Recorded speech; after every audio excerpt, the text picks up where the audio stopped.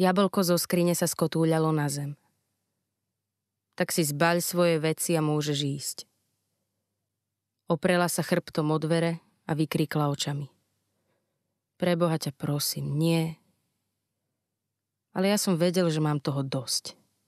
Vstal som, zdvihol som jablko, zaprášené a ešte zelené, a položil som ho na stôl. Neprestávala prosiť. Prišla k stolu, plakala. Pozerala na mňa, utierala jablko, plakala. Až som jej povedal: polož to jablko a choď. Udalosti sa zbehli, ako som predpokladal. Čo na tom záleží, že v inom poradí. Otvorila dvere. Zbledol som a povedal som: zostaň. Ale ona si zbalila svoje veci a odišla. Jablko zo skrine sa skotúľalo na zem.